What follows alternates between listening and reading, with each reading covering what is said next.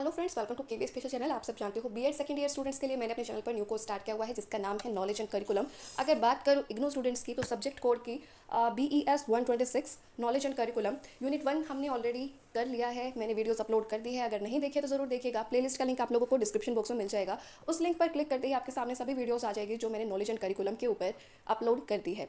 अगर बात करूँ प्रोसेस ऑफ नोइंग की, जो कि यूनिट 2 है, तो इसकी भी मैंने 3 वीडियोस ऑलरेडी अपलोड कर दिया बेटा। और सभी वीडियोस एग्जाम पर्सपेक्टिव से वेरी वेरी इंपॉर्टेंट है, तो ज़रूर देखिएगा, लिंक डिस्क्रिप्शन बॉक्स में है। वीडियो स्टार्ट करते हैं। आज जो हम टॉपिक करेंगे वो करेंगे बेटा promoting knowledge construction in classroom, जो कि बहुत ही ज़्यादा इंपॉर्टेंट है। बहुत बार इसमें से क्वेश्चन आ चुके हैं। मैंने पहले स्टार्टिंग में ही जब यूनिट 2 स्टार्ट की थी तो आप लोगों के साथ चर्चा की थी कि कहाँ कहाँ से क्वेश्चन पूछे जाते हैं, और ये वाला topic one of the most important topics में शामिल है यूनिट 2 की। तो अच्छे से इसको करेंगे। वीडियो स्टार्ट करने से पहले, ये टॉपिक शुरू करने से पहले कहना चाहूँगी कि अगर फर्स्ट टाइम चैनल के साथ जुड़े तो चैनल को सब्सक्राइब करना ना भूले, और सब्सक्राइब के साइड में एक बेल आइकन होगा, उसको प्रेस जरूर करना ताकि सभी नई वीडियोस जितनी भी अपलोड होना उसका नोटिफिकेशन आपको खुद मिल जाए। दूसरी चीज़ कहूँगी कि वीडियो को ना शेयर जरूर करना जिस भी इंस्टीट्यूशन के साथ जुड़े हो, जहाँ से भी आप बीएड कर रहे हो। अगर किसी व्हाट्सएप ग्रुप से या कोई भी आपका फ्रेंड सर्कल में है तो वीडियो को ज़रूर शेयर कर देना ताकि वीडियो बनाने का पर्पस जो है वो पूरा हो सके। इसी पर्पस से वीडियो बनाई जा रही है ताकि जितने भी नीडी पीपल है, जितने भी ज़रूरतमंद लोग हैं, उन सब की मैं मदद कर सकूँ। तो इस चीज़ में आप भी मेरा साथ दीजिएगा। I will be thankful to you. आइए करते हैं क्लास स्टार्ट और पढ़ते हैं promoting knowledge construction in classroom. So screen पर आप लोग देख सकते हो, इस यूनिट का लास्ट टॉपिक इसको मान सकते हो। फिर उसके बाद हम यूनिट 3 पर आ जाएंगे, methods promoting knowledge construction in classroom.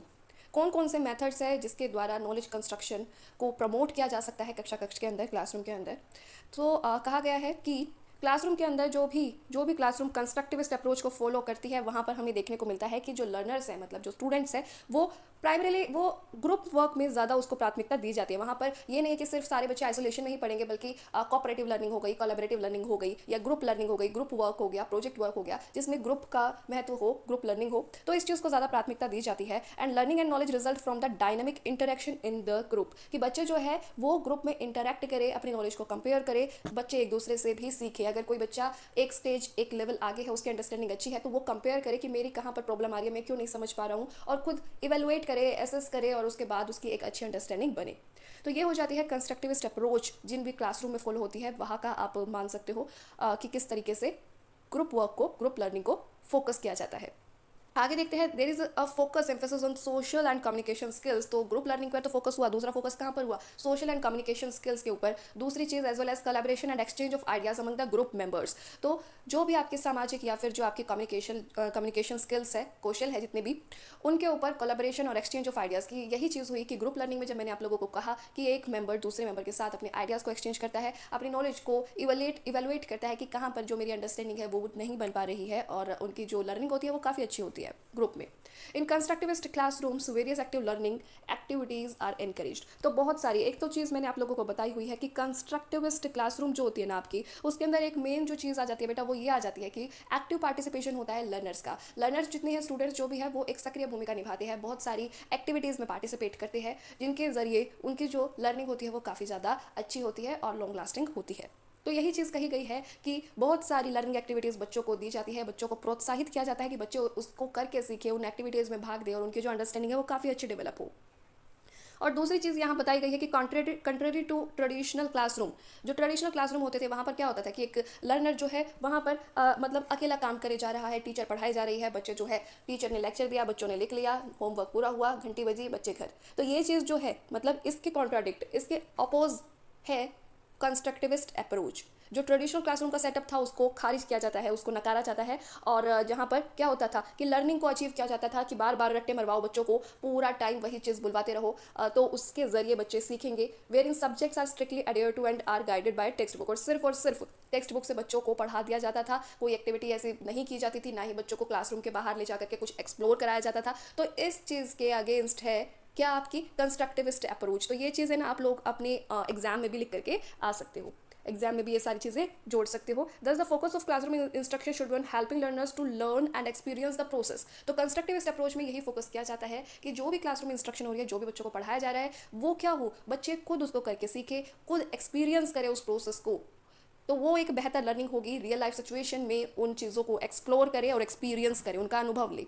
This implies that learning activities must be planned and that provide opportunity to construct ideas, connect them to other content and internalize understanding। तो यही चीज़ कही गई है। और कि जितनी भी लर्निंग एक्टिविटीज़ कराई जाए, जितनी भी अधिगम क्रियाएं हो, गतिविधियां हो, वो सारी इतनी अच्छी तरीके से प्लान होनी चाहिए, अच्छी से उनकी प्लानिंग होनी चाहिए, जिसके ज़रिए क्या हो कि बच्चों को अवसर मिले, वो अपने आइडियाज़ को कंस्ट्रक्ट कर सके, अपने ज्ञान को जोड़ सके, कनेक्शन उनमें बैठा सके, जितना भी जो भी कंटेंट पढ़ाया जा रहा है और जो दूसरे कंटेंट है, या फिर कल आपने पढ़ा कि अक्रॉस द करिकुलम बच्चों को इंटर रिलेशनशिप समझानी चाहिए, बच्चों को खुद देखना चाहिए कि ये चीज़ हमने किस और सब्जेक्ट में देखी है। मैंने आप लोगों को कहा कि इंग्लिश में मान लीजिए आपका इतना ज़्यादा फैक्चुअल चैप्टर है, जहाँ पर आप लोगों को एक साइंस का पूरा साइंस का टॉपिक दे दिया गया है। मान लीजिए बच्चों को ग्रेविटेशनल फोर्स वगैरह का इंग्लिश में डाल दिया गया है, तो बच्चों को ये पता होना चाहिए कि ग्रेविटेशनल फोर्स जो है वो हम साइंस में पढ़ते हैं, और उसको लिंक करवाया जाए, उसको भी साथ में लिया जाए। ज़रूरी नहीं है कि जो आपका चैप्टर 1 है, चैप्टर 2 है, चैप्टर 3 है, इसी तरीके से आपको आगे बढ़ना है। बच्चे अगर इंग्लिश में ग्रेविटेशनल फोर्स पढ़ रहे हैं, तो साइंस वाली टीचर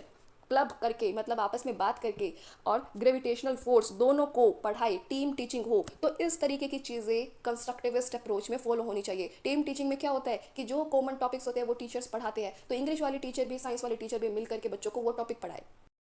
तो ये चीज़ होनी चाहिए कि बच्चों को across the curriculum inter relationship स्थापित करने का मौका मिले, अवसर मिले, और उनकी अंडरस्टैंडिंग जो है वो बहुत अच्छी हो। आगे बढ़ते हैं। कहा गया है कि activities that require learners to generate ideas typically include one or more of the following. इनमें से जो एक्टिविटीज़ जिसके ज़रिए बच्चे जो है आइडियाज़ को जनरेट कर पाते हैं, अलग अलग जो आइडियाज़ है वो आते हैं बच्चों के दिमाग में, उनमें ये एक्टिविटीज़ इंक्लूड की जा सकती है। कौन कौन सी? पहली है इंटरप्रिटेशन।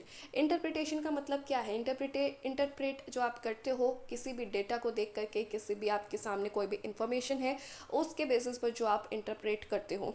इंटरप्रेट जो होता है वो स्टार्टिंग में हो सकता है कि आप लोग एक अपने अनुमान से करो और फिर उसको टेस्ट करो और वेरीफाई करो और फिर एक कंक्लूजन पर पहुंचो। तो यही चीज़ यहाँ पर बताई गई है कि it means drawing inferences beyond the literal meaning. जो आप लोगों का लिटरल मीनिंग है, जो आप लोग पढ़ रहे हो एज इट इज़, उसके बियॉन्ड जाना है और अपना इन्फरेंसेस निकालने हैं कि ये इस वजह से हुआ होगा। अब यहाँ पर एग्जाम्पल भी दिया हुआ है। For instance, learners might read a description of a historical period and infer why people who lived then behaved as they did.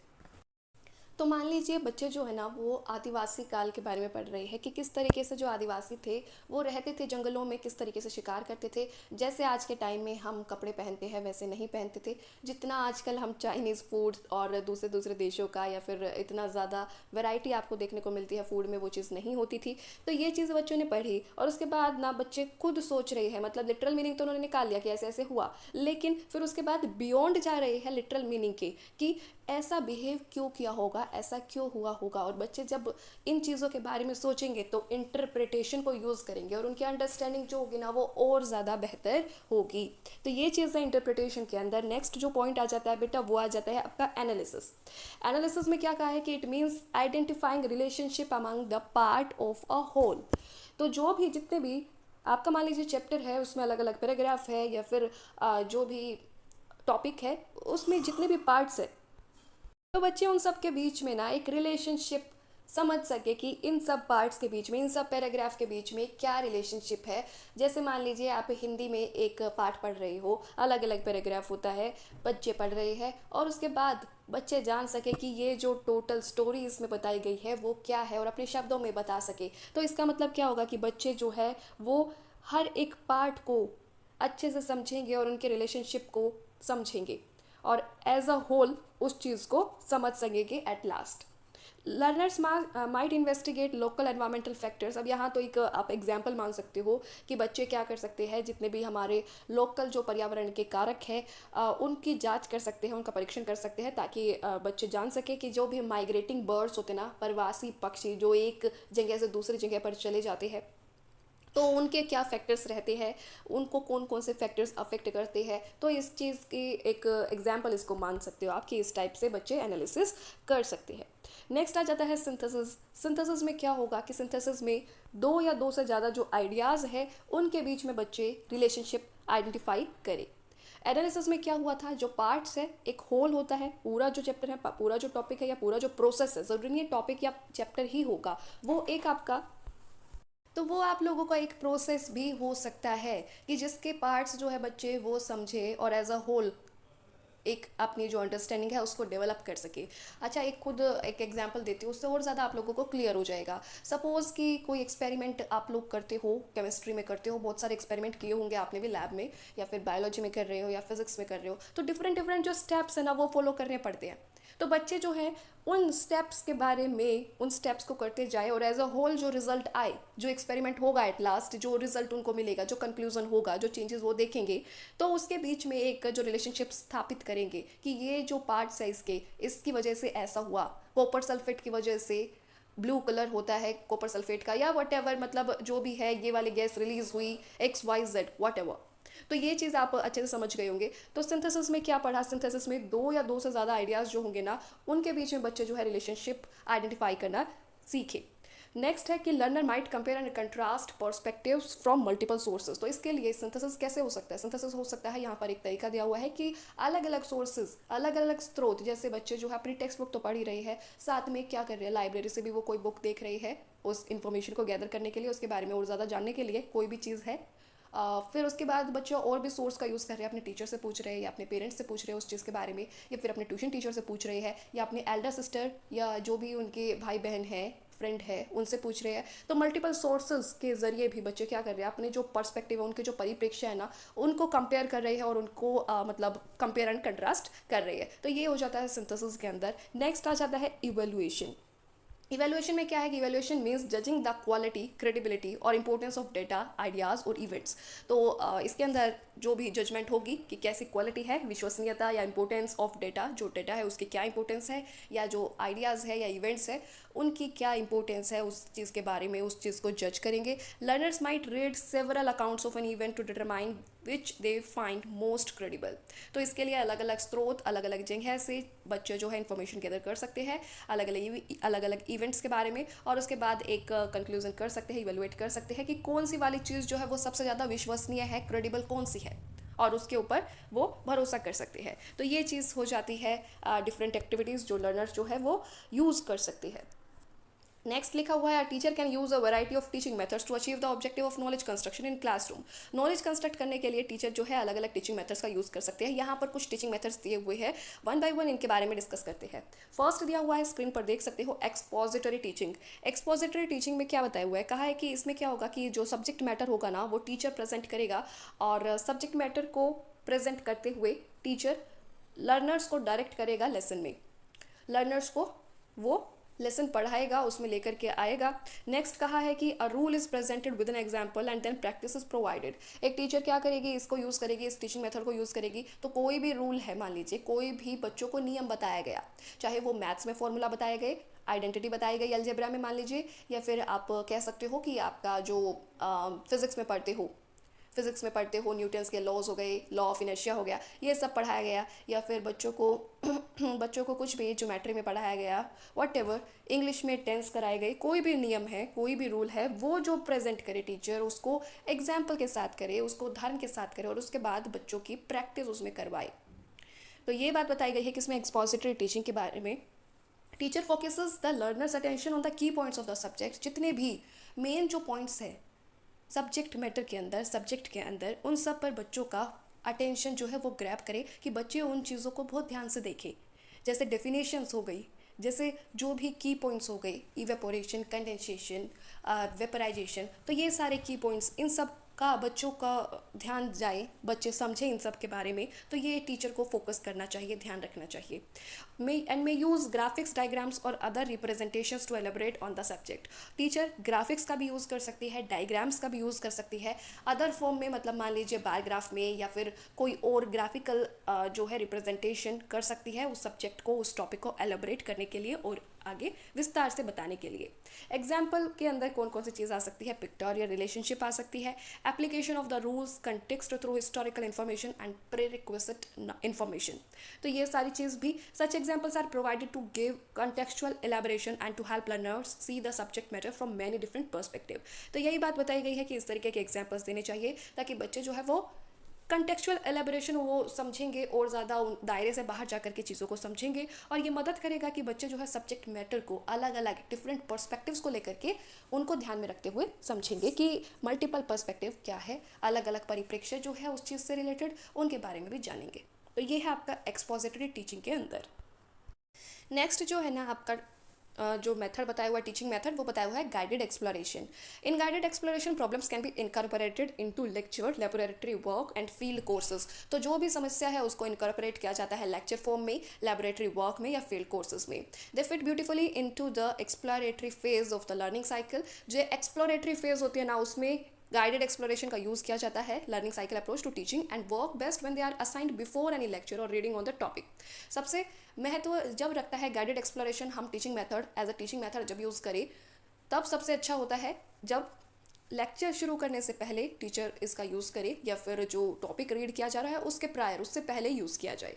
For example, अब यहाँ पर एग्जाम्पल देखोगे तो और ज़्यादा क्लियर होता हुआ चला जाएगा सारी चीज़। For example, while beginning study of the periodic table of elements you might start with activities that involve determining patterns and classification.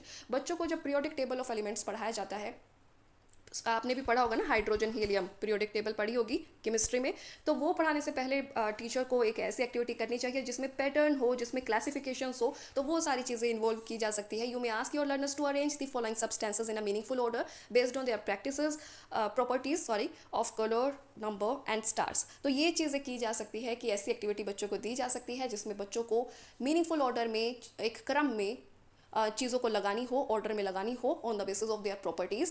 Colour के अकॉर्डिंग हो सकता है या फिर नंबर के अकॉर्डिंग हो सकता है या स्टार्स, इन सब को यूज़ करते हुए डिफरेंट डिफरेंट एक्टिविटीज़ फॉर्म की जा सकती है। उसके बाद हम स्टार्ट कर सकते हैं अपना जो भी टॉपिक है उसको।